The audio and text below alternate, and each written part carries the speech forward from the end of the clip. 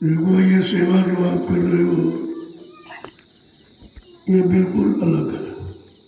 जो आज तक आपने सेवा की उसमें तुम्हारा स्वार्थ था, चाहे खेती हो, चाहे दुकान हो, चाहे दफ्तर हो, बिजली, व्यापार, मजदूरी, कोई भी हो, घर गृहस्थी, परिवार, बाल बच्चों की सेवा, देश और समाज की सेवा, उसमें आपका स्वार्थ था।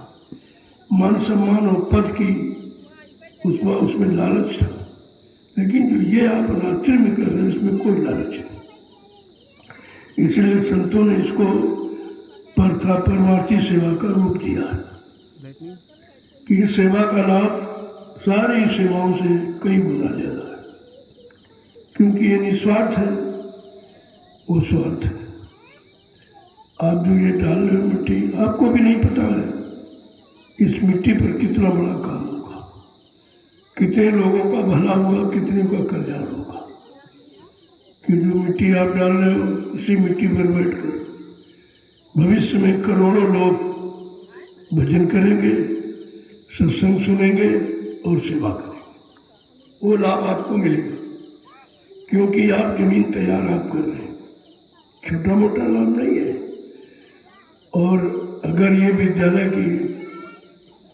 का निर्माण हुआ तो लाखों बच्चों का भविष्य बनेगा, छोटा मोटा लाभ नहीं है। आज तुमको केवल मिट्टी दिखाई दे रही है, इसके मिट्टी में कितना बड़ा राज छिपा है, कितने करोड़ लोगों का भला लाभ छिपा हुआ है। इसलिए आपको लगाया गया कि और तो कोई काम तुम्हारे बस का नहीं। भजन आप कर नहीं सकते हो क्योंकि आपका मन साथ नहीं देता, शरीर भी साथ नहीं देता और इंद्रियां भी साथ नहीं देती, तो तुम्हारे बस का नहीं भजन है। और सत्संग आपको याद नहीं, तुम्हारी इतनी याददाश्त कमजोर, याद नहीं रहता। लेकिन सेवा आप कर सकते हो क्योंकि इसमें कोई खर्च नहीं है। गरीब, अमीर, पढ़ा लिखा, अनपढ़, हिंदू, मुसलमान, स्त्री, पुरुष सब सेवा कर सकते हैं और सबको उसका बराबर लाभ है, कम ज़्यादा नहीं है, बराबर लाभ है। अब लाभ क्या है? तरह तरह की बीमारियां, परेशानियां, दुख तकलीफ, दुर्घटना होने वाली वो रुक जाए या कम हो जाएगी। ऐसे लाभ हैं जो लाभ यहाँ रुपए, पैसे, धन दौलत से आप प्राप्त नहीं कर सकते। वो लाभ इस मिट्टी का। अब तुमने कभी पढ़ा तो था नहीं और यह मिट्टी वाला काम किसी ने कराया भी नहीं, इसका कहीं लेख भी नहीं है, इसीलिए लोग इस पर अभी विश्वास नहीं कर पा रहे। लेकिन धीरे धीरे जब कोई व्यवस्था बनती है तो पहले तो कम ही लोग शामिल होते, लेकिन जब धीरे धीरे लाभ मिलने को होता है तो सब पे सब भीड़ लगा देते। लेकिन वो लाभ भीड़ लगाने वालों को नहीं मिलेगा, वो लाभ आपको मिलेगा जो अब आज आप श्रम करते हो। अब आप ही देखो, आप दिन में तो करते लेकिन रात में घर में भी नहीं करते हो, कोई नहीं करता है। लेकिन यहाँ आप रात्रि में कर रहे हो, इतना तो अनोखा आपके लिए है कि दिन में नहीं करते हो, रात में कर रहे। कोई बात तो जरूर है। अब पूछा जाए भाई क्यों करते हो, कहते आदेश मिला है, हम आदेश का पालन करते हैं, बाकी हमको कुछ न चाहिए और न कोई हमारी इच्छा है, हम केवल आदेश पालन करते हैं। अब आदेश पालन करने उनकी जो मौज हो दे दे। देखो कितनी बड़ी भावना आप में जाग गई, इसके पहले नहीं था। इस भूमि पर आते ही और परमार्थी सेवा करने में तुम्हारे विचार ही बदल गए, तुम्हारी भावनाएं बदल गई कि नहीं नहीं, हमको कुछ चाहिए नहीं, हम तो आदेश पालन करने आए। अब उनकी जो मौज होगी दे देंगे, आपको इच्छा लेके भी नहीं आए। कम से कम आपको विचार करना चाहिए कि ये तो भावना हमारे घर में हमारे पास नहीं थी। इतने दिन घर में काम किया, इधर उधर काम किया, नौकरी चाकरी किया, दुकान व्यापार किया, लेकिन ये भावना नहीं आई थी कि हम निस्वार्थ करें, किसी से पैसा न लें।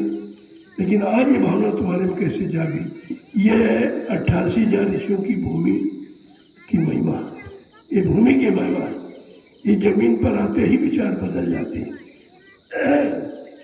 यही ऋषि मुनि महात्माओं की देन है जो ऐसी चीज छोड़ गए हैं कि दिखाई देती नहीं है और उसका लाभ नजर आ रहा कि भाई सबके अंदर विचार कैसे बदल गए। जो बेचारे कभी डलिया नहीं रखे थे, कभी फावड़ा नहीं पकड़ा था, आज वो सेवा कर रहे हैं। तो ये परिवर्तन किससे आया? सेवा से आया। इस परिवर्तन भूमि के द्वारा। ये भूमि 88,000 ऋषियों की तपोभूमि है। वो जमीन नहीं जो सब जगह दुनिया में देख रहे हैं। जमीन तो पूरी धरती ही है, लेकिन ये धरती कुछ अलग है। ये पुण्य पावन है। इतनी बड़ी संख्या ऋषि मुनियों की पूरे विश्व में कहीं किसी देश में इतने ऋषि मुनि एक जगह इकट्ठे होकर कहीं तपस्या नहीं किए। वो भूमि केवल है नैमिषारण्य और कहीं नहीं। इसलिए इस भूमि का महत्व है, और जो इस भूमि पर लाभ है वो हिंदुस्तान का विश्व में कहीं नहीं मिलेगा। इसलिए आपको यहाँ लगाया है। चलो किसी तरह अपना काम बना लो, और बहुत सरल है, कोई पैसा नहीं लगना है। कितने जन्मों का कर्म कर्जा लादे हो वो तुम्हारा सिर से उतर जाए। सिर पे डलिया रखने का मतलब यही है, जो पाप कर्म का बोझा सिर पर लादे हो वो कोई उतार नहीं सकता। न पूजा, न पाठ, न तीरथ व्रत किसी से नहीं उतर सकता।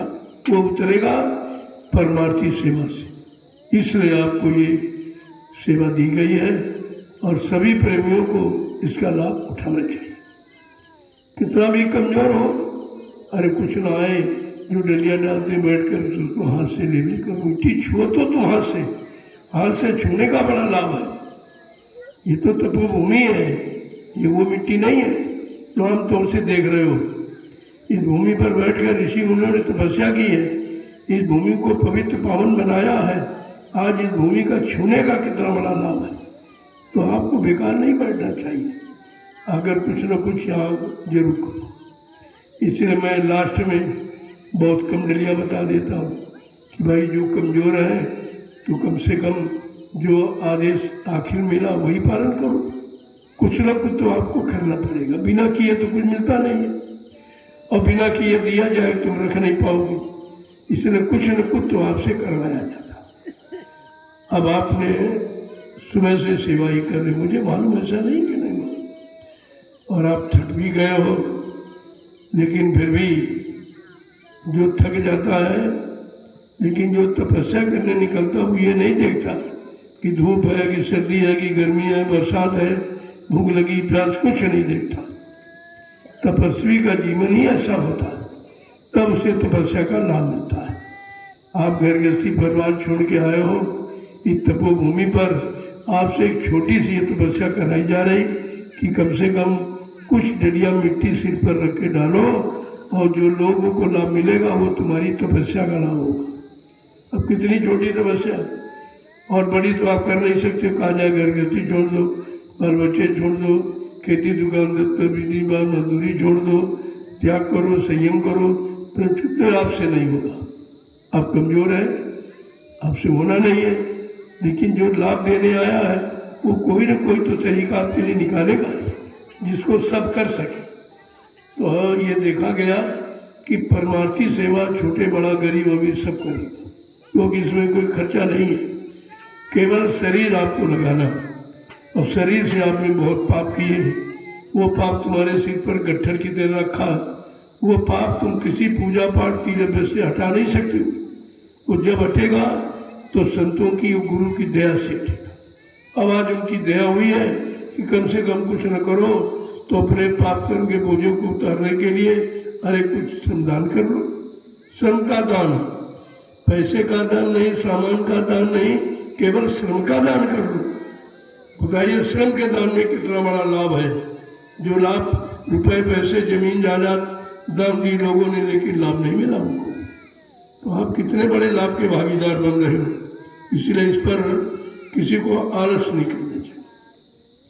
तो आप सुबह से डाल रहे हो, काफ़ी थकान में है, लेकिन आखिर में तो वरदान की बताएंगे जरूर हम। अब सिर्फ आपको 5 डलिया डालनी, 5 सिर्फ, बस 5 डलिया डालो जल्दी से उठ के, और उसके बाद महाप्रसाद ले लीजिए। ये सबके लिए, ये आशीर्वाद वरदान सबके लिए है। इतना तो कम से कम करना ही चाहिए। चलो दिन में नहीं कर सकते हो, ज़्यादा नहीं कर सकते हो, लेकिन 5 तो डाल ही सकते हो। इस पंच भौतिक शरीर के कल्याण के लिए 5 डलियाँ तो आपको डालनी ही है। और इतना भी नहीं कर सकते हो, फिर भाई कोई लाभ नहीं मिलेगा। फिर आप ये नहीं कह सकते हो हमारा भजन मन नहीं लगता, हमारा ध्यान में मन नहीं लगता, हमारा सुमरन मन लगता, हमारा सत्संग नहीं याद रहता। ये अब शिकायत हम नहीं सुनने वाले। इसलिए हमको पहले ही हमने इशारा कर दिया कि कम से कम 5 आप डाली, ज़्यादा डाले हो वो तो आपकी सेवा सराहनीय है, लेकिन ये अंतिम आदेश जो हो रहा ये सबके लिए, जितने भी लोग हो सबके लिए। कोई सेवा कहीं की हो अपनी वो अलग है, लेकिन ये 5 डलियाँ जो आपको डालनी है ये सबके लिए अनिवार्य है और इसका विशेष लाभ है। चलो प्रेमियों, जल्दी से ये 5 डलियों का अभियान पूरा कर लो और आकर के महाप्रसाद ले लो। जय गुरुदेव नाम प्रभु का, जय गुरुदेव नाम प्रभु का, जय गुरुदेव नाम प्रभु का, प्रभु का प्यारा नाम। देखो ये सेवा हिंदुस्तान का विश्व में कोई नहीं करता है, इसीलिए काम नहीं इंसान का, ये काम है प्रभु का। अगर इंसान का होता तो इंसान करते नजर आते, चाहे वो राजनीति का हो चाहे धर्मनीति का हो, लेकिन परमार्थी संदान सेवा कहीं नहीं होती। कहीं तुम चले जाओ, सारे विश्व में घूम के आ जाओ, ये सेवा कहीं नहीं होती, क्योंकि सेवा संत महापुरुषों को मालूम है, किसी को नहीं मालूम। जब तक संतों के परमार्थी वचन नहीं सुनोगे तब तक आपकी समझ में नहीं आएगा कि परमार्थी सेवा का इतना बड़ा लाभ है, जो तपस्या का नहीं है, भजन का नहीं है, वो सेवा का लाभ है। इसलिए इस सेवा से किसी प्रेमी को चूकना नहीं चाहिए। चूक जाओगे फिर बाद में मत कहना कि हमारी बीमारी नहीं गई, हमारा दुख नहीं गया, हमारा दर्द नहीं गया, हमारी दुर्घटना कैसे हो गई, अकाल मौत में कैसे चले गए, फिर एक भी बात आपकी सुनी नहीं जाएगी। ये सारे कष्ट मुसीबतों की दवा है परमार्थी, रात्रि परमार्थी संदान से। दिन का तो है ही लाभ, लेकिन रात का दूना लाभ है, ये 2 गुना लाभ है। अब सोचिए आप 5 डलियों का कितना बड़ा लाभ। तो कम से कम ये अंतिम डलियों में तो आपको शामिल हो जाना ही चाहिए। जितने भी प्रेमी हैं, चाहे जो सेवा करते हो, लेकिन 5 डलियाँ आपको आखिरी वाली अवश्य डालना चाहिए, इसका लाभ अलग है। जोर से बोलो प्रेमियों, सब मिल बोलो, बोलना होगा अभी से बोलो। दुख दर्द हरेंगे, सब कष्ट मिटेंगे, सुख शांति भी देंगे। सबके दाता, सबके मालिक, प्रेम से बोले ये नाम नहीं इंसान का और ये काम नहीं इंसान का। ये सबसे बड़ी बात है कि कोई भी इंसान रात में नहीं काम करता। यह सेवा अपने स्वार्थ की नौकरी चाकरी की पैसा पाने वाली तो करता है, लेकिन निस्वार्थ सेवा कोई नहीं करता जो आज आप कर रहे हैं। ये कितनी महत्वपूर्ण है, ये तो आगे आने वाले समय में जब लोग देखेंगे तब पश्चाताप करेंगे कि हम चूक गए, हम समझ नहीं पाए, हम उनका इशारा नहीं समझ पाए। हम तो समझते थे मिट्टी ढो रहे हैं, लेकिन भाई मिट्टी नहीं है तो अपना काम बना रहे हैं। यही होता है। ऐसा कोई न कोई आदेश आपको दे दिया जाएगा जिसमें लोग शंका करेंगे और रह जाएंगे, और जो प्रेमी शंका नहीं करता वो अपना काम बना लेता धीरे से। उसको मालूम है कि हमारे जो भी आदेश होगा उसमें हमारा भला है। साधु से होए न कारज हानि। साधु शुद्ध महात्माओं के किसी काम, किसी आदेश, किसी वचन से हानि होनी ही नहीं है। वो लाभ के लिए ये फरमाते, क्योंकि उनका काम है वो अपने स्वार्थ लोभ लालच के लिए, वो कोई रात पात धन दौलत पाने के लिए नहीं आए। परमार्थ के कारण साधुन धरा शरीर, परमार्थ के लिए साधु संत महात्मा मनोचूला धारण करते। जब परमार्थ के लिए आए हैं तो परमार्थ का अर्थ वही बताएंगे, परमार्थी सेवा वही कराएंगे और परमार्थी सेवा कराकर जीवों को लाभ वही दिलाएंगे। बाकी ये किसी के बस की बात नहीं, किसी को विश्वास नहीं होगा। और बिन विश्वास न कोनो सिद्धि, बिना विश्वास के कोई काम होता नहीं। देखो कितनी सरल तपस्या है, कितनी सरल पूजा है, 5 डलिया, इसमें कितना समय, क्या मेहनत लगनी, क्या खर्चा आपका होना, कुछ नहीं। लाभ कितना बड़ा है जो कहीं नहीं मिलेगा। इसलिए इस पर विशेष ध्यान किया करो कि जो आखिर में आदेश मिले कम से कम उसका तो उसको पूरा कर ही लेना चाहिए, नहीं बाद में आपको पछताना पड़ेगा। फिर हम एक भी बात सुनने वाले नहीं हैं कि मैं ये परेशानी, ये तकलीफ, ये हो गया, वो हो गया, हम भी खुद सुनने वाले। हम पहले इसीलिए सारे मर्जों की दवा बता दी आपको। रात्रि परमार्थी संधान सेवा सारे दुख तकलीफ बीमारियों की दवा है, ये समझकर आपको इसका लाभ ले लेना चाहिए। चलो प्रेमियों, जल्दी चलो, जल्दी से 5 डलियों का अभियान पूरा करो और इसके बाद आकर के महाप्रसाद ले लो। तो मजदूरी तो आपको तुरंत ही मिलती है, प्रसाद तो कोई आपको दे ही नहीं सकता, क्योंकि प्रसाद बनाना किसी को मालूम नहीं है। ये तो लाभ आपको मिलेगा ही, और जो सेवा करे उसका लाभ अलग है। ये दुगना लाभ तो आपके पास है ही, जो किसी पास न कोई प्रसाद देगा आपको और न कोई परमार्थी सेवा का लाभ देगा आपको। ये दोनों चीज़ें आपके लिए रिजर्व रखी गई, रिजर्व, कि हमारे जीवों को लाभ कैसे मिले। हमारे जीव कमजोर बेचारे हैं, कुछ कर नहीं सकते हैं, गरीब हैं, तो उनके लिए कोई न कोई सरल साधन रखना चाहिए। तब आपके लिए परमार्थी संधान सेवा का चुनाव किया गया, वो भी रात्रि का। रात में कोई नहीं करता, खेती दुकान वाले रात में करते खेती, कोई रात में कोई मिट्टी डालता है, आप डाल रहे हैं। यही आपको सोचना चाहिए कि कोई नहीं कर रहा, हम कर रहे हैं। कभी कहा ये काम किसका है? इंसान का नहीं, प्रभु का है। ये प्रभु की प्रेरणा हुई है, प्रभु का आदेश हुआ है, वो आप पालन कर रहे हो। ये किसी इंसान का आदेश नहीं है। ये समझकर आपको इस आदेश का पूर्णतया पालन करना चाहिए। जय गुरुदेव, नाम प्रभु का।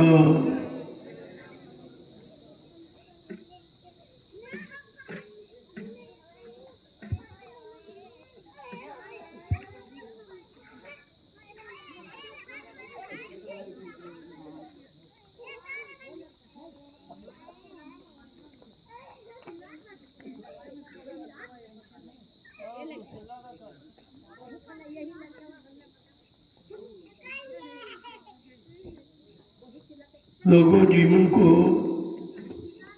जीना सीखो। जीने मतलब यही नहीं खा कमा के मर गए, ऐसे तो सभी जीव कर रहे। आपका जीना कुछ अलग है। इसलिए परमात्मा ने जो मानव जीवन आपको जीना दिया है, उसके कुछ मतलब उसका अलग है। नहीं, उसके पास तमाम शरीर है, 83,99,999 शरीर है मानव शरीर छोड़कर। वो किसी पक्षी में, किसी पशु में, किसी जंगली जानवर, कीड़े मकोड़ों में आपको जीवात्मा पर पहुंचा सकता था, लेकिन ये मानव अनमोल शरीर क्यों मिला? यही खासियत। और इसको शायद कोई बिरला ही जान पाया कि मानव शरीर किस लिए मिला है। वो तो समझते हैं कि आहार निद्रा भय मैथुनस, खाना पीना सोना और कमाना, बाल बच्चे पैदा करना, इसके अलावा मानव जीवन का अर्थ ही नहीं जानते। और न इन्होंने पूछा है, अरे भाई ये तो काम पशु पक्षी भी करते, वो भी भोजन करते, उनके भी बच्चे पैदा होते, तुम्हारे उनमें खासियत क्या? तुम्हारे जीवन में पशुओं के जीवन में कोई अंतर नहीं है, लेकिन अंतर करना सीखा नहीं आपने। तो महापुरुषों को बताना पड़ता है कि ये पंचभौतिक शरीर परमात्मा की प्राप्ति के लिए मिला है।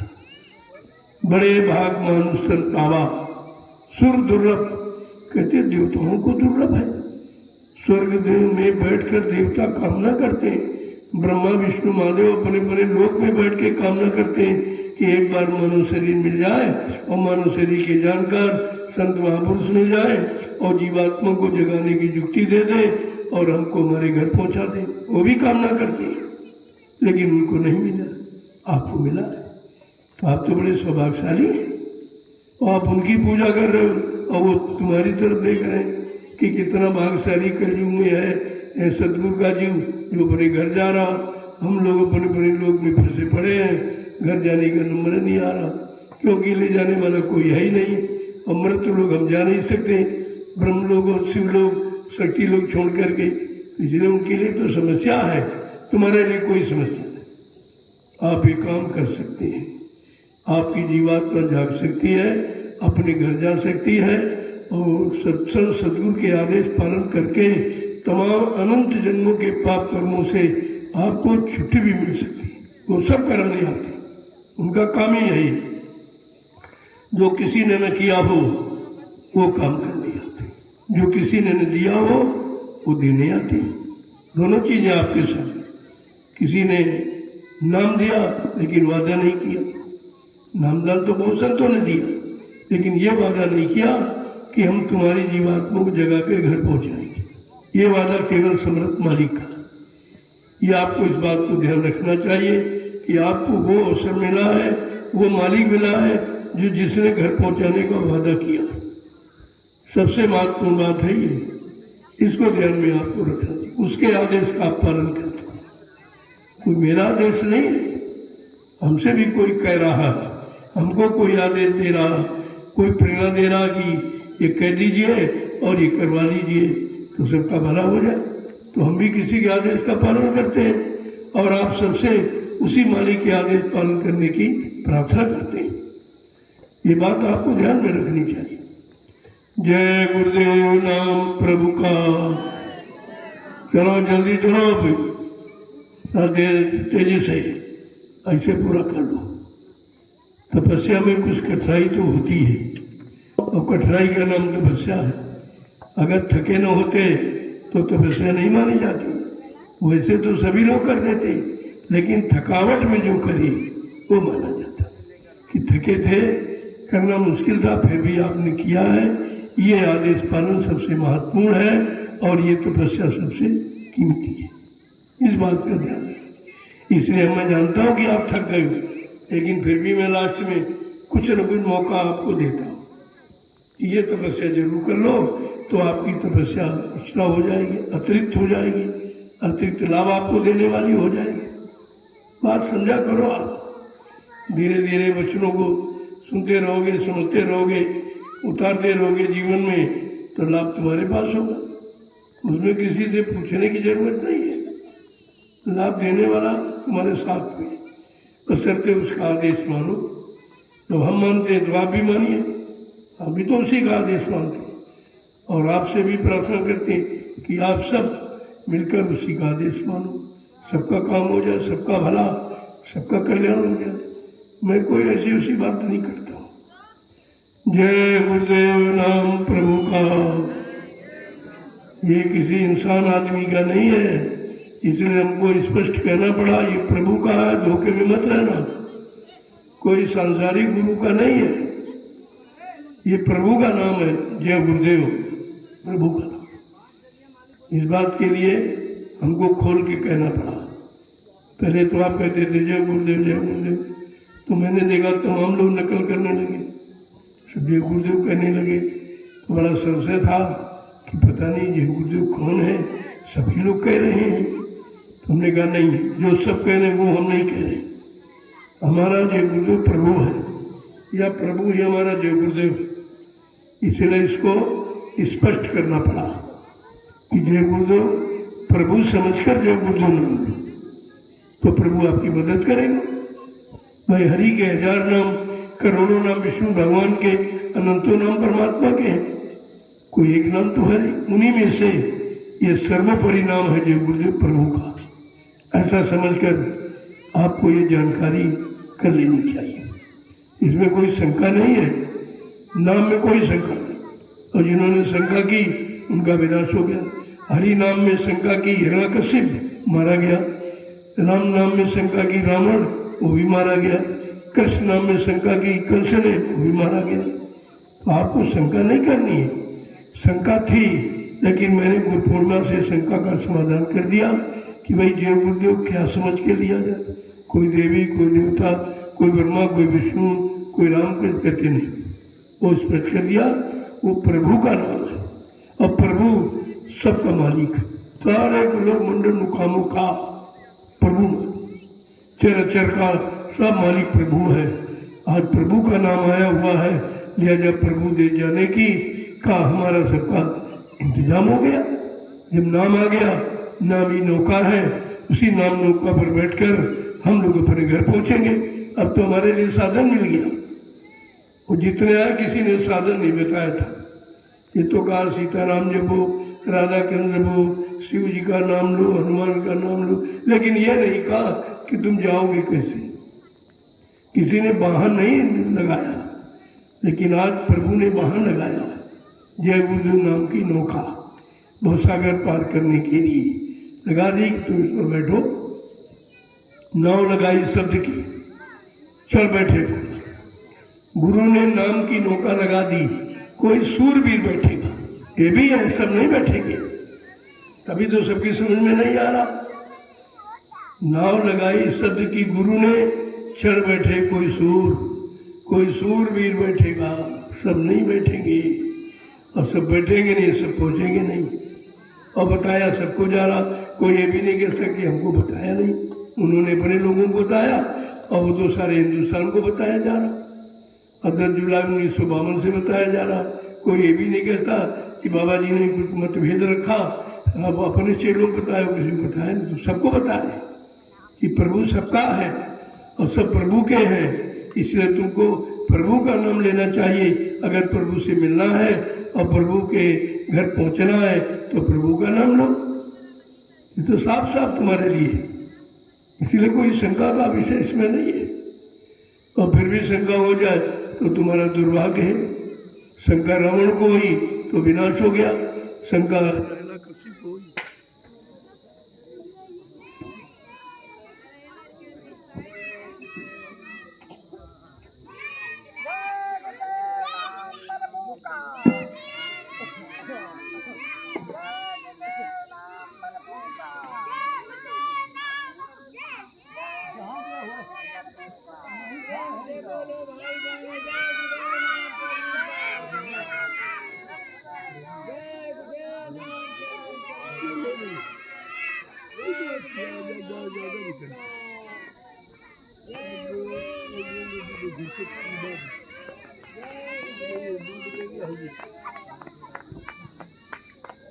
वही लेंगे उसको।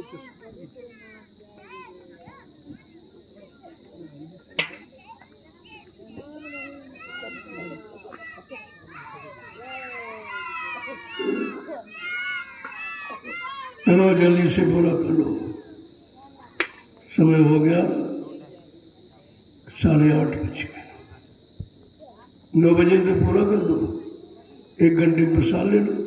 10 बजे आपको भोजन का समय आ जाएगा। सब काम समय से हो जाए, इसलिए मैं समय से ही आदेश करता हूँ कि आपका काम भी हो जाए और समय से भोजन और समय से आराम भी आपको मिल जाए। सबका ध्यान रखा जाता है, ऐसे नहीं है। तो सेवा तो आपको रोज ही करनी है, ये तो सौभाग्य है जो आपके मिल गया।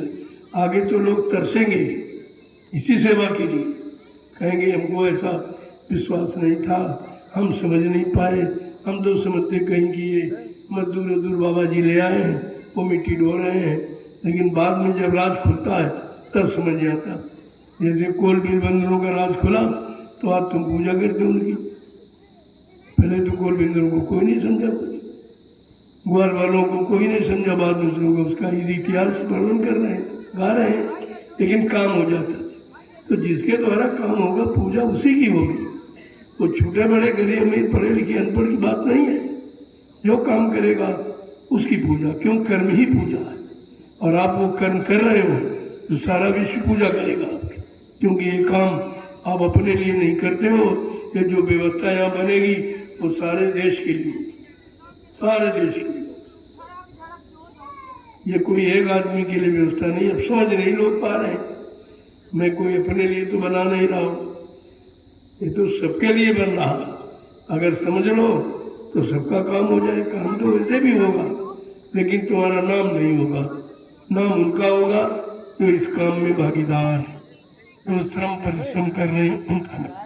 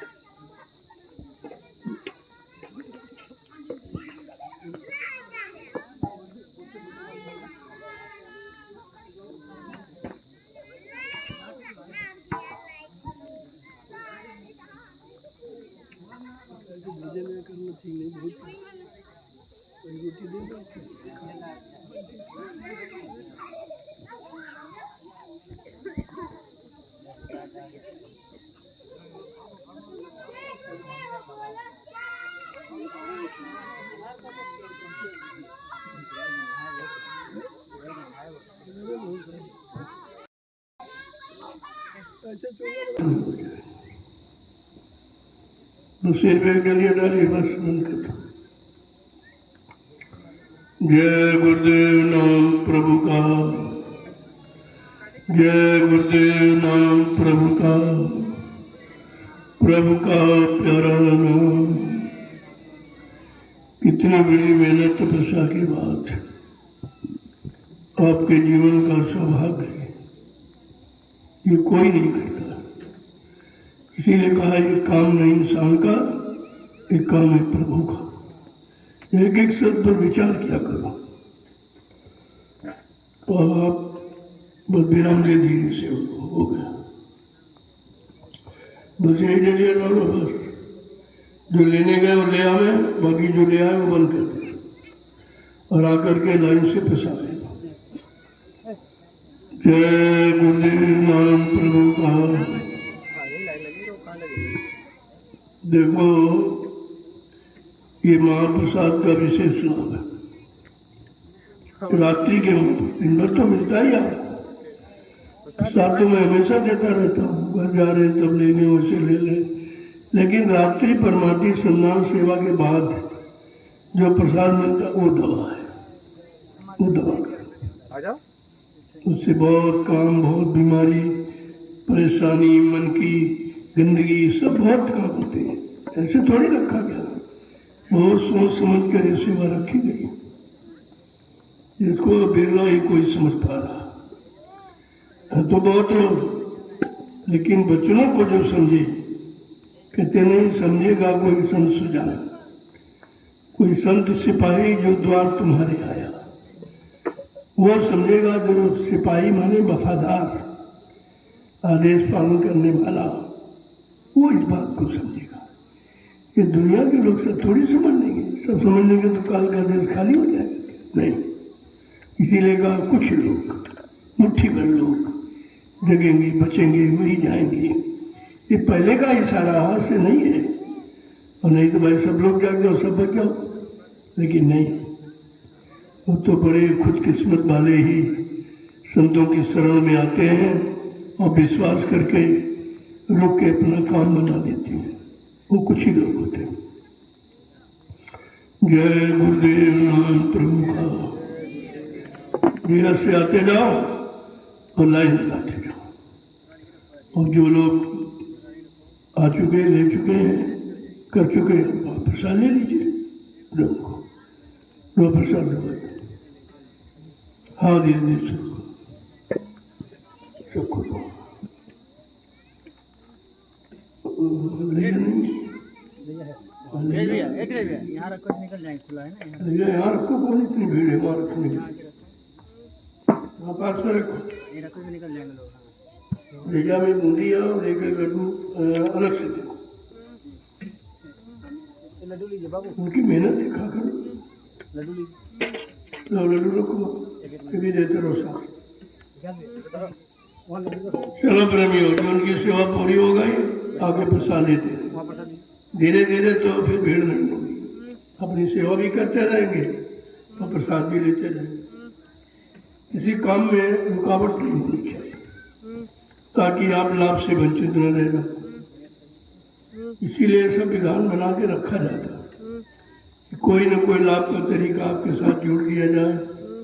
ज़्यादा तो आप मेहनत नहीं कर सकते हैं, ज़्यादा तपस्या भी नहीं कर सकते हैं और ज़्यादा भजन भी नहीं कर सकते हो, तो कुछ न कुछ तो रास्ता आपके लिए निकाला जाता। अब इससे सरल कोई रास्ता नहीं।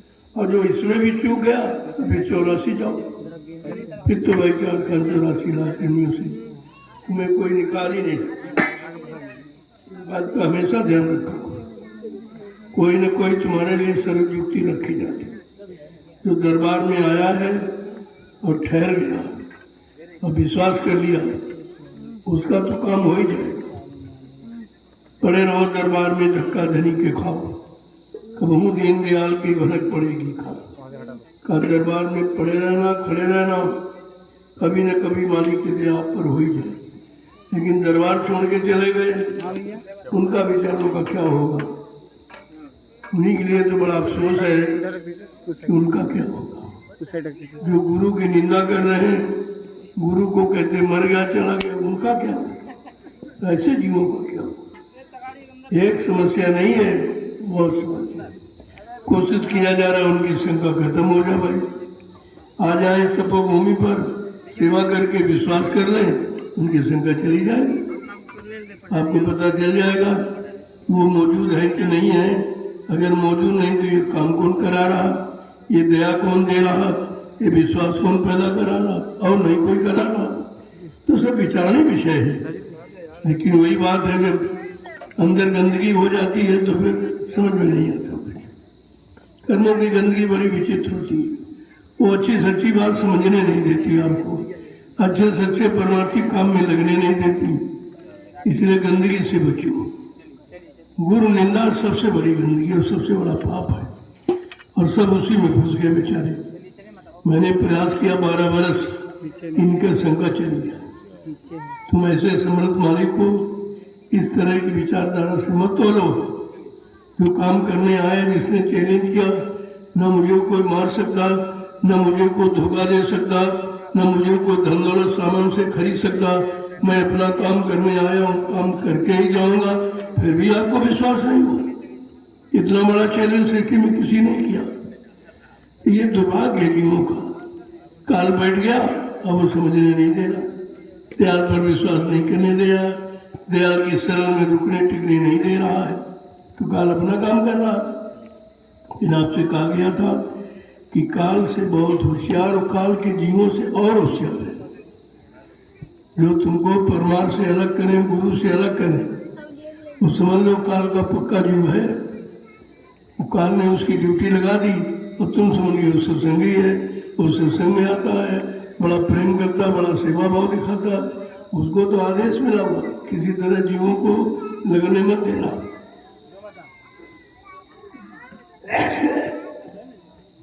और आप इस रात को समझते नहीं।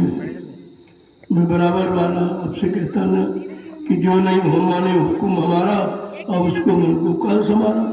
पहचान भी आपको बताई गई। जो गुरु के हुक्म को न माने, आदेश को न माने, गुरु के वचन पर विश्वास न करे, का बच्चा काल का जीव है, उनसे बहुत होशियार रहना। फिर भी आपकी समझ में नहीं आता।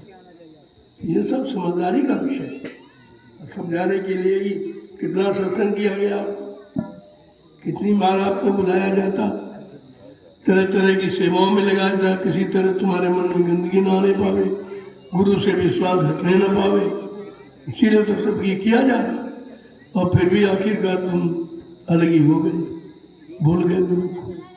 जो गुरु को भूल गया वो रास्ते को भूल गया। वो अपने लोग को भूल गया, वो फिर अपनी युक्ति को भी भूल गया और फिर वो भूल भुलैया के चक्कर में पड़कर फिर कभी निकल नहीं पाएगा। इन बातों पर विशेष ध्यान आपको देना चाहिए। मैं बराबर संकेत करता रहता हूँ, समस्त धर्मों मजहबों के लोगों से कहता हूँ, अभी मौका है, चल जाओ, इन नैमिषारण्य की पावन पवित्र भूमि पर आकर अपना परमार्थ का काम बना लो। रामचरित मानस तो झूठ नहीं कहती है, उसमें क्यों लिखा कि तीरथ वर नैमिष विख्याता? अरे वही पढ़ के आ जाओ, उसमें तो किसी ने लिख नहीं दिया। वो संत गोस्वामी जी महाराज का अनुभव रचना है उनकी, उन्होंने इशारा किया है। आगे भविष्य में नैमिषारण्य जो 88,000 ऋषियों की तपोभूमि है, वहीं से जीवों का आत्म कल्याण होगा। कितनी बड़ी बात है, फिर भी आप नहीं विश्वास कर पाएगा। इसका मतलब है कि काल तुम्हारे सिर पे सवार हो गया और वो दयाल के करीब जाने ही नहीं देगा। दयाल के वचनों को न सुनने देगा न मानने देगा। चलो अब ये ले डाल दो, बस आगे बढ़ा। समय हो गया है, 9:15 बज गए। धीरे धीरे 10 बजे तक आपको प्रसाद मिल जाएगा। जाके भंडारे में समय से भोजन करो और शयन करो, आराम करो, क्योंकि ये तो रोज ही सेवा चलेगी। आप चले जाओगे दूसरे प्रेमी आएंगे। सेवा तो सबके लिए रखी, क्योंकि ये लाभ सबको देना है, इसलिए सेवा तो सबके लिए रखी जाएगी। कोई न कोई तो रास्ता तरीका आपके लिए बनाया ही जाएगा। वैसे भी सब भ्रमित हो गए, अगर कोई रास्ता न होता तो और भ्रमित हो जाते। ये जितने लोग जागे ये भी भ्रमित हो जाते थे, और भ्रमित ही थे पहले। वो तो धीरे धीरे जब उनको विश्वास हुआ, वचनों को सुना उन्होंने, और विश्वास हुआ कि नहीं नहीं, ये तो वचन कोई नहीं बता रहा, सब अपनी अपनी बात कर रहे हैं, अपने लाभ अपने स्वार्थ लोभ लालच की बात कर रहे हैं। अगर परमार्थ का संदेश है तो नैमिषारण्य में हो रहा है, चलो चल के वहाँ सुनना था।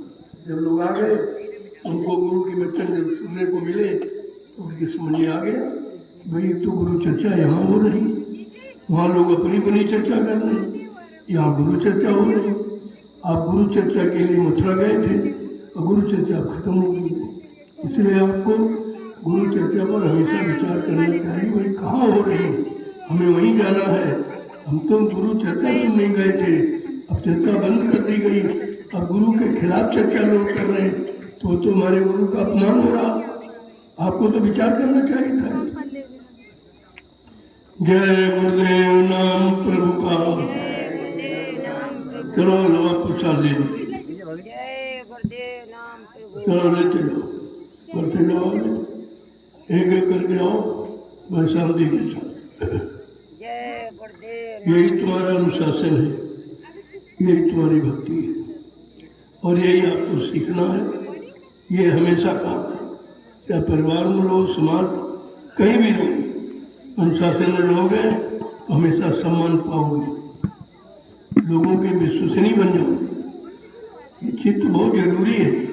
आज विश्वास खत्म हो गया सब जगह, परिवार में बाप का बेटे पर से विश्वास, बेटे का बाप पर से विश्वास चला गया, पति का पत्नी, पत्नी का पति पर से विश्वास चला गया, भाई का भाई से विश्वास चला गया, राजा का रैयत, रैयत से राजा पर विश्वास खत्म हो गया, गुरु का शिष्य, शिष्य का गुरु पर विश्वास खत्म हो गया। इतना खराब समझ, इसे कहते हैं भीषण कलिकाल।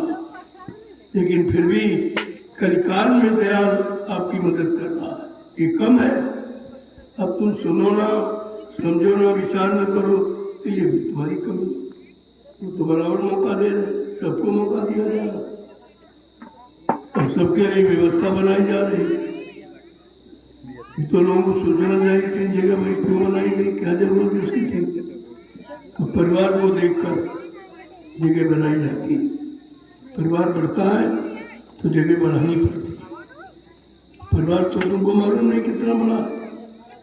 धीरे धीरे धीरे धीरे अगर सब परिवार आ गया तो जगह तो बहुत कम अभी, क्योंकि परिवार 45 करोड़ का था। अब वो विघटन में है, एक न एक दिन संगठित होगा ही, ऐसा नहीं है। सुख सदा रहता नहीं, तो दुख का भी अंत। कोई सब दिन न होते एक समान सारे दिन नहीं होते। तो आज बिखरा है, कल जुड़ जाएगा। जब जुड़ जाएगा तो अचानक जगह कहाँ मिल जाएगी? तो व्यवस्था पहले से की जा रही, परिवार को देखकर व्यवस्था पहले बनाई जा रही कि अगर सबके सब आ गए तो फिर बैठेंगे कहाँ? तब आपके लिए सेवा रख दी गई। जो लोग आएंगे उनकी सेवा आप कर रहे हो। आपके द्वारा भूमि का की बनाया जा रहा, बैठने की काबिल आप बना रहे हो। और तो जो बैठ के भजन करेगा, सेवा करेगा, सत्संग सुने, उसका लाभ आपको मिलेगा। व्यवस्था बनाने वाले को लाभ होता, इसलिए ये लाभ आपके हाथ में। लाभ तो करोड़ों उठाएंगे, लेकिन जो लाभ असली है व्यवस्था बनाने वाले को लाभ मिलता है। जो इतिहास है वो उन्हीं लोगों का होता जो व्यवस्था में यानी डट के काम करते, जो व्यवस्था बनाते, उन्हीं का इतिहास में नाम होता। अब राम का इतिहास बना, लेकिन किसी क्षत्रिय का नहीं नाम है, अयोध्यावासियों किसी का नाम नहीं।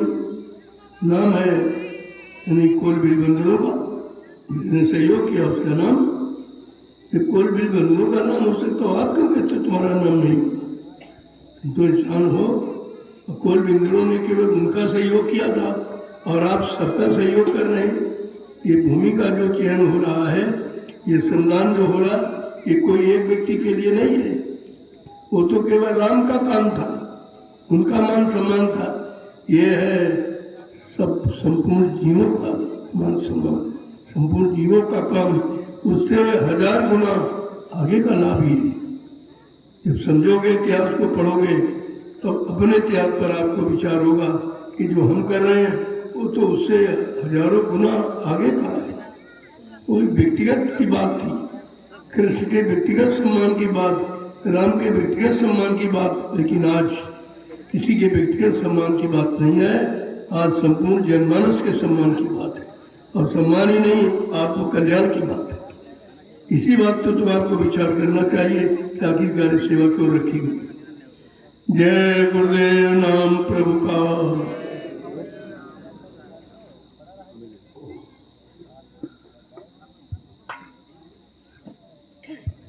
बढ़िया बढ़िया आगे बढ़िए।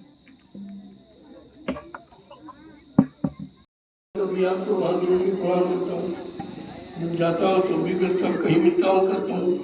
आप इतने दिन में सीख ही नहीं पाए। 12 बरस से बता रहा हूँ कि भाई प्रणाम का प्रणाम आशीर्वाद होता है और आपको आशीर्वाद चाहिए, प्रणाम करना चाहिए। ये छूना होना नहीं होता। छुआ जाता पत्थर को, कागज कैलेंडर को, पानी को, तीर को, लेकिन ये प्रणाम सर्वोपरि है। अगर आशीर्वाद लेना है तो प्रणाम का प्रणाम ही आशीर्वाद होता है। इसीलिए आपसे सिखाया गया 12 बरस से, लेकिन जब आप नहीं समझ पाए तो फिर खुल के कहना पड़ा नहीं, तुमको लाभ चाहिए, तुमको आशीर्वाद चाहिए। जोड़ी जोड़ी की कृपा से कितनी दूर तुम कहीं चले जाओ। अगर श्रद्धा है, सेवा भाव, प्रेम है, तो आपको ही मिल जाए, वही मिल जाए। हिम्मत सोचा करो, पास नजदीकी कुछ केवल भाव की भक्ति होती है। अगर भाव है तो भक्ति है, और भक्ति है तो शक्ति ही युक्ति मुक्ति का कारण है।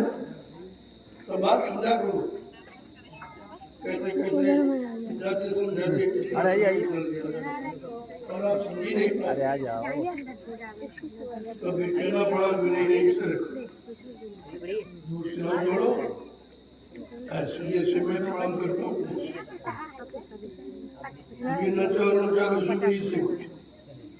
नुकसान अच्छा नहीं लगता। हमेशा इस बात का ध्यान रखो, काम करके दिखाया जाए तब तो आपको इस नाम से पूजा करेगी। आप देख रहे हो, मैं बराबर 12 वर्ष चुप रही आपको प्रणाम पर आता हूँ, हाथ जोड़ के प्रणाम जाता हूँ, तब करता हूँ, जहाँ भी जाता हूँ जोड़ता हूँ। आपको सोचना चाहिए, यही हमको करना चाहिए। इसी में हमारा भला है, इसी में कल्याण है। और इसीलिए कहा कि भगवान का प्रणाम आशीर्वाद और आपको आशीर्वाद चाहिए। छूने पुणे का काम नहीं, ये सब जड़ पूजा है, वहाँ से उत्पन्न की जाती जड़। चेतन को छुआ नहीं जाता। साष्टांग दंडवत प्रणाम किया। इधर रखे इतने इतिहास आप पढ़ते हो, कितने देखो कैसे कैसे लोग करते थे, नमन प्रणाम कैसे करते थे, ये सब देखकर भी आप नहीं सीखा।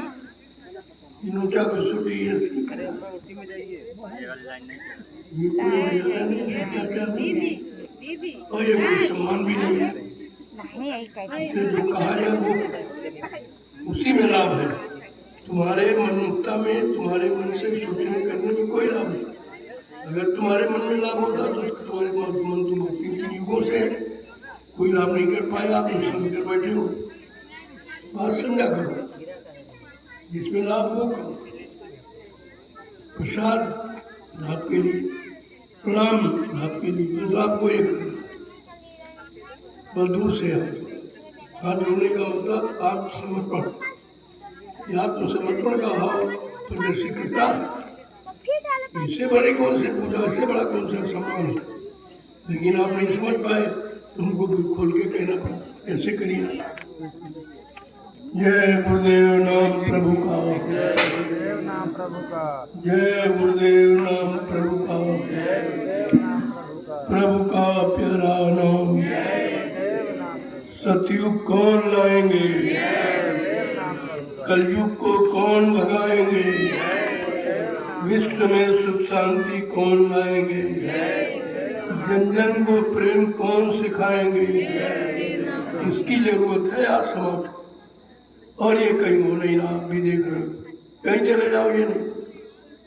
तो आपको सोचना चाहिए जो कहीं नहीं हो रहा, कोई नहीं कह रहा, वो करके दिखाया जा रहा, इससे बड़ी और सत्यता क्या मिलेगी, क्या आपको दिया जा सकता? आपको तो करना चाहिए।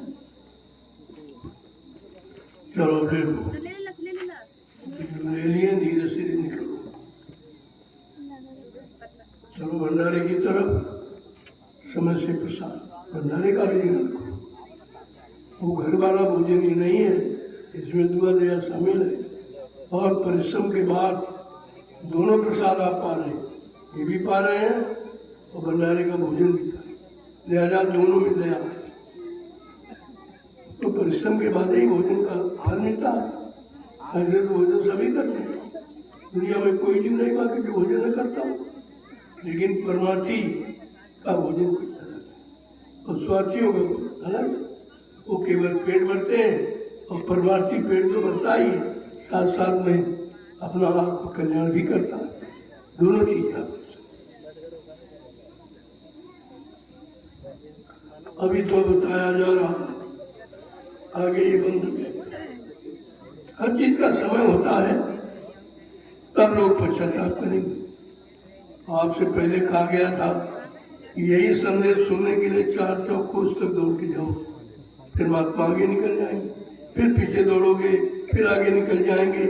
आज मुफ्त में दिया जा रहा तो आप ले नहीं पा रहे, क्योंकि तुम जरूरत नहीं समझते हो।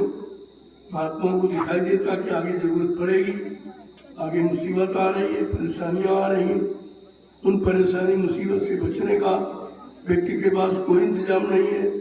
जो तुम अज्ञानता बस कहते हो मेरे पास रहने के लिए मकान है, खाने के लिए रोटी है, कमाने के लिए खेती दुकान दफ्तर भी दिन रात मजदूरी है, सहयोग के लिए दिन बाद व्यक्ति हाथ पड़ोस, ये तो एक झटके में चला जाए। देख रहे हो सब सफाया होगा। 80 से बराबर कहा जा रहा प्रलय और जल प्रलय। तो लोग हंसते थे यहाँ पानी नहीं बरसा, भगवान कहते जल प्रलय होगी। अब आज आप देख रहे हो कितने लाख गांव चले गए, उनमें रहने वाले पशु इंसान सब। ये है जल प्रलय का रूप और ये बढ़ता ही है। ये जल पृथ्वी अग्नि वायु 5 तत्व पने में समाहित कर दे, तब जल में सब विलय हो जाए। यही महापुरुषों का इशारा है कि भाई अभी जागो, अभी समझ लो। तुम्हारे लिए जो होशियार किया जा रहा, तुम्हें तुम्हारे लिए युक्ति बताई जा रही, अरे उसको समझ लो। अब जो सुरक्षा आपकी आश्रम पर, वो घर में नहीं है, कहीं नहीं है। अब लोग जाते हैं तो कहते हैं बड़ी परेशानी, आश्रम में था, सुकून में था, और घर आ गया, बड़ी परेशानी होती है। हमने वो परेशानी का केंद्र ही है, वो तो परेशानी की जगह ही है। परेशानी के सिवा वहाँ आपको कुछ मिलना ही नहीं। इसीलिए संतों को पहले से कहना पड़ा, नानक दुखिया सब संसारा, सुखिया वही जो गुरु नाम आधारा। जो गुरु नाम का आधार देता है वही सुख दे सकता है। बाकी आधार ये काल माया के जितने आधार, ये सब दुख के, दुख देने वाले हैं।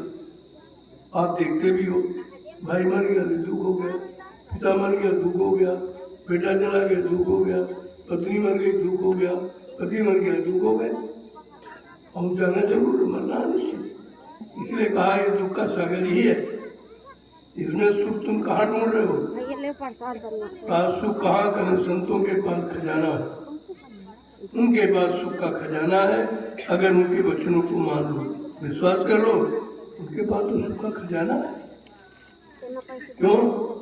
जहाँ शांति है, जहाँ संतोष है, वहीं सुख। और घर गृहस्थी परिवार में तो शांति है नहीं। खेती दुकान दफ्तर भी नहीं, पर शांति है नहीं। राजा को राजा में, राज पद में शांति नहीं, प्रजा को अपनी जगह शांति नहीं। वहाँ शांति है कहाँ? कहीं शांति ढूंढे नहीं मिल रही है। भविष्य की नदी हर तरफ है। न राजा को शांति, न रैयत को शांति। ये शासन व्यवस्था कहाँ जा रही है? कहीं शांति ढूंढे नहीं मिल रही। इतनी बड़ी बात महापुरुषों ने कहा। कोई नहीं है ऐसा जिसको शांति हो, और शांति और सुख चाहते सब, और मिल किसी को नहीं रहा। शांति सुख की तलाश में पूरा जीवन चला गया और मिला नहीं आप, क्योंकि जहाँ तुमने खोज की है, ढूंढा है, वहाँ शांति है। वहाँ तो शांति है, वहाँ क्रांति और भ्रांति है। इस जगह तुम शांति की तलाश करते हो, यही आपकी भूल है। जब संतों की शरण में आओगे, उनके परमार्थी वचनों को सुनोगे, तब आपको शांति सुकून मिलेगी। इसीलिए तो बार बार कहा जाता है, करिए निसत्संग बाधा सकल मिटाए, फिर ऐसा अवसर न मिले दुर्लभ नर्तन पाए। हर रोज दर रोज प्रतिरोज सत्संग करो, सुनो सुनाओ, पढ़ो पढ़ाओ नहीं करो, करनी का फल मिलता है। सुनने पढ़ने सुनाने का कोई फल नहीं मिलता। महात्माओं ने बहुत संकेत करके सब कुछ कह डाला, लेकिन तुम अपनी मनुष्यता में आके उनकी बातें नहीं मानते, न सुनते हो, और तभी आप परेशान हो। तुम्हारी परेशानी का कारण यही है। इसलिए जो कहा जाए उसका वो पालन करो, सारे दुख खत्म हो जाए। तो पहले आपसे कहा गया कि दुख शांति कौन देगा, दुख कौन मिटाएगा, सुख कौन देगा, बीमारी कौन खत्म करेगा, सब तो आपको इशारा करके कहा जा रहा। ये सृष्टि में कोई नहीं, किसी ने नहीं कहा। न हरि नाम ने कहा, न राम नाम ने, न कृष्ण, न शिव, शंकर, किसी ने कहा नहीं है कि हम तुमको सुख शांति देंगे, क्योंकि ये काम उनका था नहीं। सुख शांति देना ये संतों का विषय, और क्रांति, अपमान का हिंसा और विनाश करना ये काल सिद्धियों का काम उन्होंने किया। उसी का इतिहास पढ़ते हो आप, फिर भी नहीं तुम्हारी समझ में आ रहा कि तुमको काल भगवान चाहिए कि दयाल भगवान चाहिए। अभी तक तुमने भगवान का चुनाव नहीं कर पाए। काल भगवान मरने वाला और दयाल भगवान बचाने वाला। अब तुम दयाल भगवान चाहते हो कि काल भगवान चाहते, तुम अभी तक चुनाव नहीं कर पाए, और रोज बताया जा रहा है। जय गुरुदेव नाम प्रभु का। वो ये भारतीयता दिवस एक नई चीज उभार के सामने है, तो पुरानी। हमारे देश का नाम ही भारत है, तो नया कैसे कहा जाए? लेकिन हम भारत देश में रहकर भी भारत का अर्थ नहीं समझ पाए, भारतीयता की कदर नहीं कर पाए।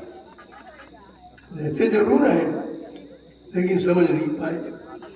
जब लगातार देखा गया कि न राजा कुछ कह रहा, न प्रजा, न कोई धर्माचार्य कह रहा, तो ये स्पष्ट कहना पड़ा कि भारतीयता दिवस, सारे दिवस आपने मनाए, उनमें आपको कुछ मिला नहीं। स्वतंत्रता दिवस मनाया जरा, क्या मिला? कहाँ आज़ादी मिली, कहाँ स्वतंत्र हो गए आप तो परतंत्र हो, गुलाम के गुलाम हो गए हो। ये सब चीज़ें नहीं है। इसलिए हमें मनाना चाहिए भारतीयता दिवस। जिस भारत देश में हम रहते हैं उसकी गौरव गरिमा क्या है, उस भारत देश की विश्व में महिमा क्या थी और क्या आपने कर दी और क्या होनी चाहिए, वो सब जानकारी हमने 5 दिन में आपको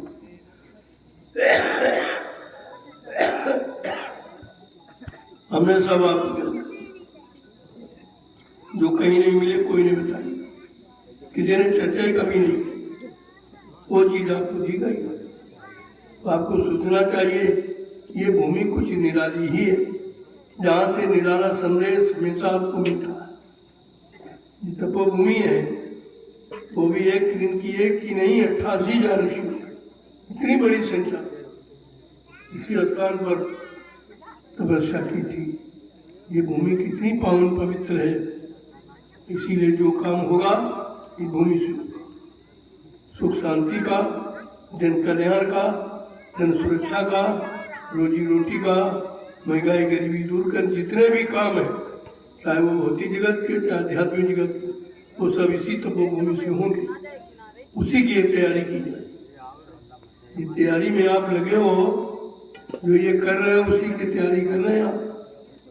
अब देखिए कितने लाख करोड़ लोग लाभ उठाएंगे। जब तक तुम्हारी मिट्टी ये डाली रहेगी तब तक आपको लाभ मिलेगा। ऐसा लाभ तो आपने कभी अर्जित नहीं कर पाया। कितना कमाया होगा लेकिन ये लाभ नहीं मिलेगा। और ये कैसी कमाई देगी? ये आध्यात्मिक कमाई का कुछ नज़ारा अलग ही होता है, उसका लाभ भी कुछ अलग होता है। वो लाभ कोई बांट नहीं, ले नहीं चल सकता, वो उसी को मिलेगा जो कमा रहा है। तभी कहा भाई सब लोग करो, ये सबका हक है, सबका अधिकार है और सबको मिलना चाहिए। लेकिन आप ये अपने मानव अधिकार की बातें नहीं जानते हो। तो मेरा मानव अधिकार सृष्टि में है क्या, मानव कर्तव्य क्या है, मानव धर्म क्या, मानव कर्म क्या है, तो आप जानते ही नहीं हो। न कोई बताता है, आप निंदा देकर रहे मानव धर्म है। एक दूसरे की निंदा चुगली करना, एक दूसरे को अपमानित करना, दूसरे से राग ईर्ष्या घृणा करना, क्या ये मानव धर्म है? क्या ये मानव कर्म है? अरे विचार तो करो कम से कम कि तुम कर क्या रहे हो। और ये सब करो, राजा से लेकर राजा, रैयत, धर्माचार सब इसी में लगे पड़े। इस रोग बीमारी से कोई अलग ही नहीं हो पा रहा। बगैर संतों की दया के कोई नहीं अलग हो सकता। ता पर कृपा गुरु की हुई, ता पर कृपा करे सब कोई, पहले लिख दिया गया। इस पर संत सदगुरु की दया कृपा मेहरबानी होगी, वो दया का पात्र बनेगा और उसकी लोग सब उसकी मान्यता करेंगे। उसके आदेश उनको सब लोग मानेंगे। पहले सुनिए आप, अभी देखते जाइए कैसे कैसे समय कर्म बदल रहा है, कैसे कैसे आपको परमात्मा की सेवा में लगाकर देश दुनिया को संदेश दिया जा रहा, उनको दिखाया जा रहा कि देखो क्या हो रहा, जो कहीं नहीं हो रहा वो नैमिषारण्य में हो रहा। चीज को आपको देखना चाहिए, समझना चाहिए, लेकिन किसी की जबान नहीं खोल रही, कोई चर्चा नहीं कर रहा। तो हमको उसकी जरूरत भी नहीं। हमको जो मान सम्मान चाहते हैं वो एक काम कर, वो दूसरे के सहारे रहते। यहाँ मान सम्मान की जरूरत ही नहीं है, यहाँ अपमान का डर नहीं है और मान सम्मान पाने की इच्छा नहीं है। यहाँ क्या, यहाँ तो कुछ चाहिए ही नहीं। आप देखते जाइए किस तरह से काम हो रहा, कैसे शुरू किया तब कितने लोग थे, अब कितने हैं, आगे कितने हो जाएंगे, आप देखते रहिए। सच्चाई कभी छिपी नहीं है, लाख कोई छिपाने का प्रयास करे, कोशिश करे। कितना लोगों ने गुरु की महिमा छिपाने की कोशिश की, लेकिन छिप नहीं पाई। आखिरकार सत्य तो सत्य ही है, सूरज तो सुबह निकलेगा ही। अरे बादल कब तक उसको ढके रहेंगे? इसलिए संत सूर्य सत्ता, इनके वेग को कोई रोक नहीं सकता, कोई नहीं रोक सकता। इस बात पर हमेशा आपको विचार करना। जय गुरुदेव नाम प्रभु का।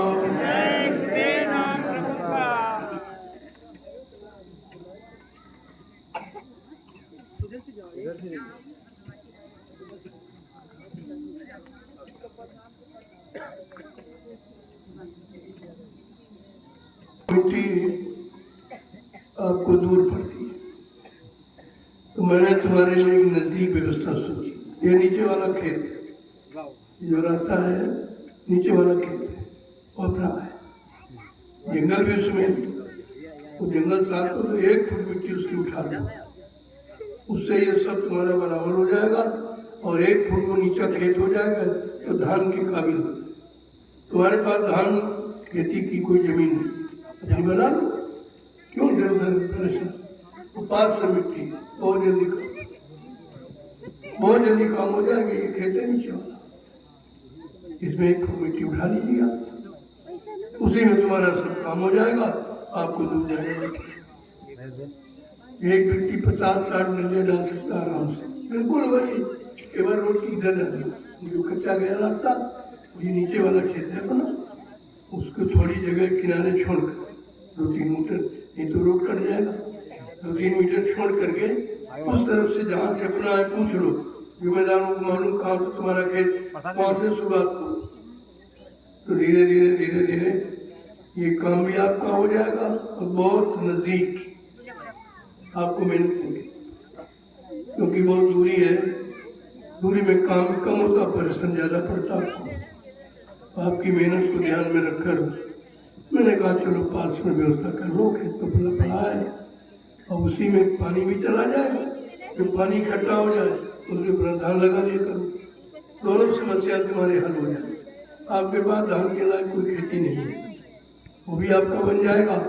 और ये पानी वजह से कटौन बहुत होता है, तो एक पाइप डाल दो और पानी उसी में उतार दो, उसी खेत अपना धान लगा लिया, समस्या आपकी हल हो गई। अच्छा नहीं, समस्याओं का समाधान सब है, लेकिन धीरे धीरे वो तपस्या जोड़ी गई थी, इसलिए दूरी बना दी गई। तो भाई तपस्या कर लो, लेकिन काम कम हो रहा, समय ज़्यादा लगता है, तो हमने कहा चलो अपना पास में करो, तो कल इसी में से काम करवाना, इसी की इच्छा रहेगा, क्योंकि पानी है, कहीं ना कहीं तो जाना चाहिए। नहीं करोगे तो फोड़ देगा, जो तुमने मिट्टी डाली सब कर जाएगी।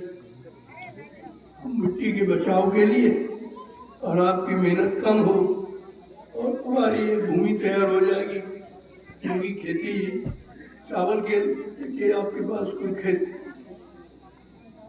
एक तो बालू यहाँ है, पानी की सुविधा है, ज़्यादा पानी लगाना पड़ता है, धान तो मोल पड़ता है, लेकिन जब पानी की व्यवस्था हो जाएगी, हमेशा पानी उसमें रहेगा थोड़ा बहुत, तो धान की खेती आपको सहूलियत से हो जाएगी और मिट्टी की समस्या तुम्हारी हल हो जाए, कहीं दूर नहीं जाना पड़ेगा, यही पास में रखें 2 मीटर छोड़ के, ताकि रोड कट जाएगा अगर पास से उठा लोगे, इसका भी ध्यान रखना है।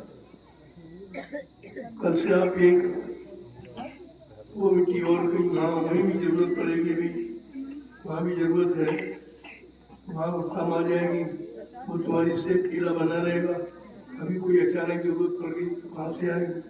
लेकिन ये पास में है और पास में ज़्यादा काम करोगे आप, हर व्यक्ति 50-60-70 डेलिया से डाल सकते, सोचो कितना काम हो जाएगा, इससे 4 गुना काम हो जाता ज़्यादा अगर इसमें काम, उसकी जरूरत है, बना लो उसको, अपना खेत है, किसी से पूछना भी नहीं। और पानी तो कहीं ना कहीं आपको ले जाना पड़ेगा, कहाँ ले जाओगे, क्योंकि अभी मिट्टी जब तक नहीं पड़ेगी तब तक इसका बहाव इधर हो नहीं पाएगा। कितना ऊंचा हुआ आपने किया है, तो उस हिसाब से बहुत मिट्टी पड़ेगी, तब इसका जो है बहाव इधर को, तो जब तक नहीं है तब तक मिट्टी डाल करके हम अपना पानी का निकास खेत में कर लेंगे, हमारे वो पानी फसल में काम आएगा, ज़्यादा बढ़ जाएगी सिंचाई काम आ जाएगा, पंपिंग सेट आपके पास है ही, और बाकी थोड़ा रहेगा तो धान की खेती में, उसमें नुकसान नहीं है, लाभ है। जय गुरुदेव नाम प्रभु का। अब आप जल्दी से ले लो, मैं भी निकलूँ। अच्छा ठीक, 2 लोग घर जाना चाहते हैं प्रसाद ले लो, धीरे धीरे जाइए, निकलो, सेवा तो यहाँ चलती ही रहेगी, सेवाएं बंद नहीं होंगी, क्योंकि टोलियाँ आएंगी पीछे से, उनको सेवा चाहिए, तब तक ये शुरुआत यहाँ हो जाएगी, फिर धीरे धीरे धीरे धीरे तुम्हारा काम बनता रहेगा। क्योंकि मिट्टी की आवश्यकता आपको बहुत है। सब खेत तोड़ पटांगी आपके मिट्टी का करने से नाले नाले से मिले मिले आपको उनको चोरस करने में मिट्टी की आवश्यकता है।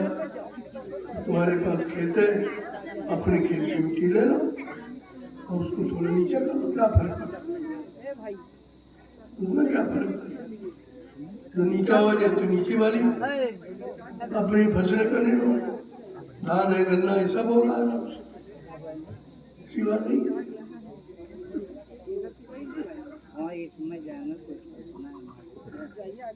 जो लोग जाने वाले हैं वहाँ से फैसलों को सुबह मत परेशान कर, 12 बजे पहले नहीं मिलती। तमाम दैनिक क्रियाएं हम करते हैं, समय हो जाता है। अभी आप मिलो, सारे लोग क्या मिलना, मिल तो रहे हो, मिलन तो दूरी से हो रहा, दर्शन तो दूरी से हो ही रहा। प्रसाद ले लीजिए अपना, सुबह जिसको जल्दी जाना हो निकल। इसके पास कोई काम नहीं तो मत जाओ, घर में कोई सुरक्षा नहीं आपके। सुरक्षा तो यहाँ है, घर में नहीं सुरक्षा, घर में कोई सुरक्षा नहीं, घर में कोई जिम्मेदार नहीं तुम्हारा जो तुम्हें संभाल लेगा, संभाल तो यहीं से हो। लेकिन बहुत जरूरी कोई काम है चले जाओ, अच्छी बात है। नहीं कोई काम तो सेवा करो, ये भी तो तुम्हारा घर है, ये तुम्हारा आश्रम, किसी और का नहीं। आपकी कमाई से जमीन ली गई, आपकी कमाई से व्यवस्था बनी है, तो आपकी तो हुई। जैसे घर में घर बना बनाया, जमीन बनाई कमा करके, ऐसे तुम्हारी कमाई से भी बना हुआ, तो इसको आप अपना क्यों नहीं मानते हो? ये भी तो तुम्हारा। अब उसमें केवल तुम्हारा परिवार है, इसमें तुम्हारा पूरा गुरु परिवार है, तो बहुत बड़ा काम है। इस चीज को ध्यान में रखिए। चलो पूजा करने के लिए नाम कार्य के अंदर का निर्माण है हमारे पास, उससे को तुम अपना कर्म करो, तुम भगवान नहीं हो। अपना कर्म कीजिए आप, उसकी किस्मत उसके साथ है।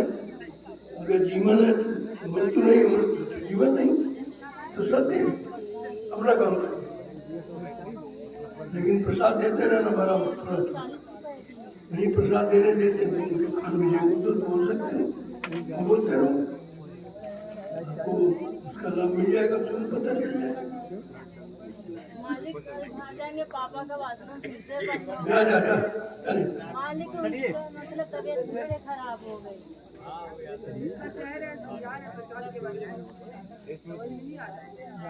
जब तुम आओगे नहीं, जब काय बंद करो तब शुरू कर दे, दोनों बेकार, दोनों आदेश बेकार आपके हो गए, ऐसे लाभ नहीं मिल पाता।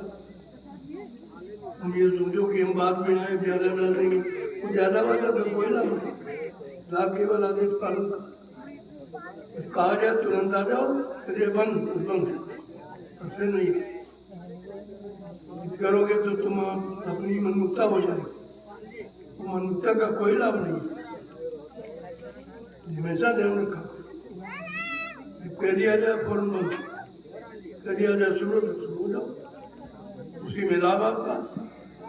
अरे सब कर्म काटने की योजना है, न मिट्टी न मिट्टी, ये मत समझो कि मैं यहाँ काम कर दिया है। अपना अपना कर्म कर दिया, काटो, घर चलो, घर की तैयारी करो। ये कर्म कर दिया ही नहीं जाने दे रहा, उसी के लिए व्यवस्था बनाई गई। ऐसा नहीं कि बाद में 20 डलिया 30 हजार उसको कोई महत्व नहीं। आदेश की एक बिना मतलब की 1000 बराबर, कोई उसका मतलब नहीं है।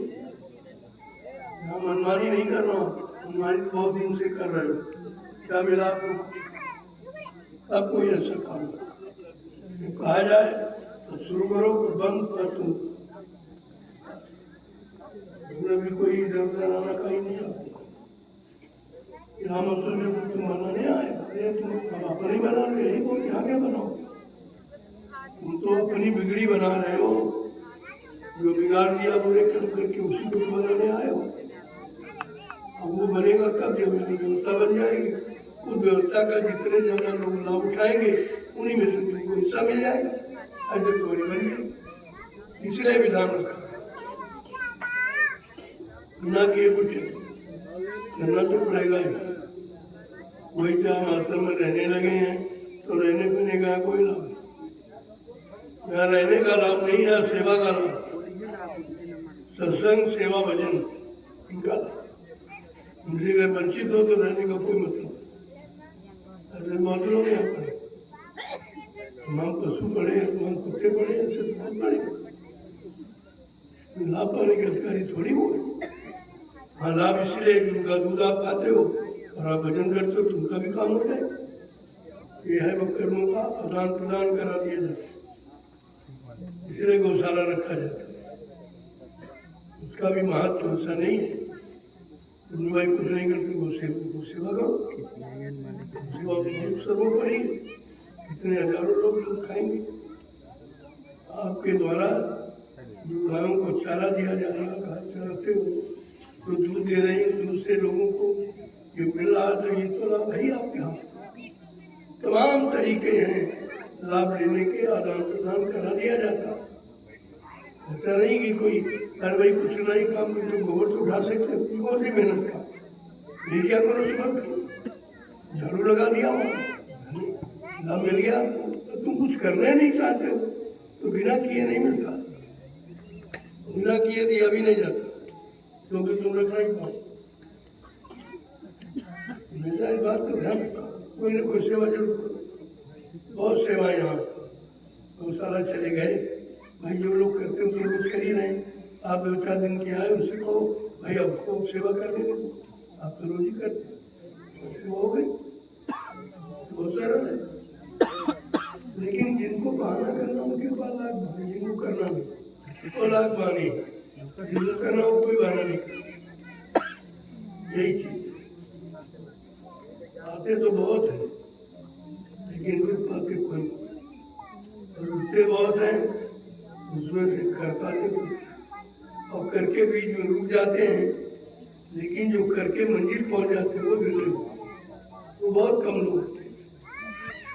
आध्यात्मिक सत्संग सुनने वालों की संख्या करोड़ों हो गई, लेने वाले कोई 1000-500, रखने वाले कोई 200 और रखकर अपनी मंजिल पर चल के पहुँचने वाले काफी बिगड़े ही होंगे। ऐसा नहीं है, सुनने वाले तो करोड़ों ने सुना, लेकिन जब तक सेवा का भाव नहीं हो, सुनने का कोई ये कोई किस्सा कहानी नहीं कि सुन लो कि काम हो, ऐसा कुछ। ये परमार्थी रास्ता है, इस पर चलकर ही मंजिल प्राप्त की जा सकती है। ये सुबह सुनाने पढ़ने से मंजिल नहीं तय होगी, तो हमेशा ध्यान रखना।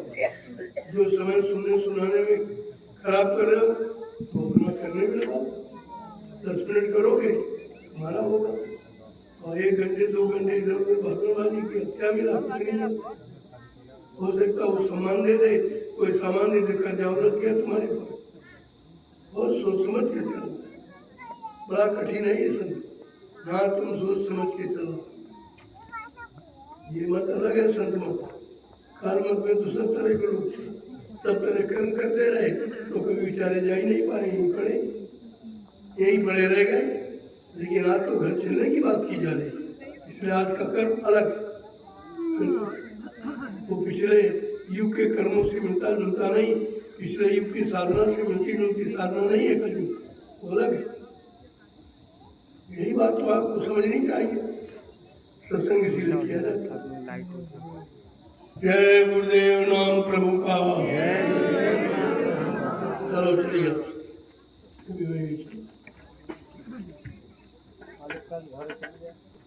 बार बार सुनोगे, जाना